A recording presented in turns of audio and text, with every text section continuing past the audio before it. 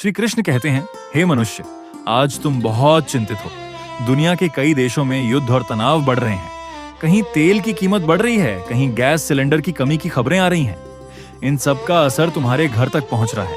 एक आम इंसान सोचता है, मैं तो किसी से नहीं लड़ रहा, फिर मेरी जिंदगी क्यों कठिन हो रही है। माँ रसोई में खड़ी होकर सोचती है, आज गैस बचाकर खाना बनाना पड़ेगा। पिता घर के खर्चों का हिसाब लगाते लगाते परेशान हो जाता है।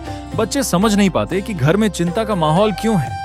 हे मनुष्य, यही कलयुग की सच्चाई है। दुनिया में कहीं भी हलचल होती है तो उसकी लहरें हर घर तक पहुंच जाती हैं। लेकिन श्री कृष्ण कहते हैं, डरना मत, क्योंकि यह समय हमेशा के लिए नहीं आया है। याद रखो, जीवन में सुख और दुख दोनों मेहमान हैं। कोई भी हमेशा के लिए नहीं रुकता।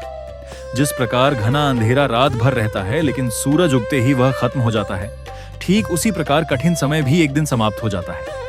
हे मनुष्य, जब समय कठिन हो तो 3 बातों को कभी मत भूलना। पहली बात, धैर्य। कठिन समय में जो व्यक्ति धैर्य खो देता है वह अंदर से टूट जाता है, लेकिन जो शांत रहकर परिस्थिति को समझता है वही आगे बढ़ता है। दूसरी बात, एकता और सहयोग। जब दुनिया में मुश्किलें बढ़ती हैं तब इंसानों को एक दूसरे का सहारा बनना चाहिए। अगर पड़ोसी परेशान है तो उसकी मदद करो, अगर कोई दुखी है तो उसे हिम्मत दो, क्योंकि याद रखो, जब इंसान इंसान का साथ देता है तब सबसे बड़ी मुश्किल भी छोटी लगने लगती है। तीसरी बात, विश्वास। विश्वास कि भगवान सब देख रहे हैं। विश्वास कि हर तूफान के बाद शांति जरूर आती है। श्री कृष्ण कहते हैं, हे मनुष्य, यह मत सोचो कि तुम्हारी परेशानी हमेशा रहेगी। समय का चक्र कभी रुकता नहीं।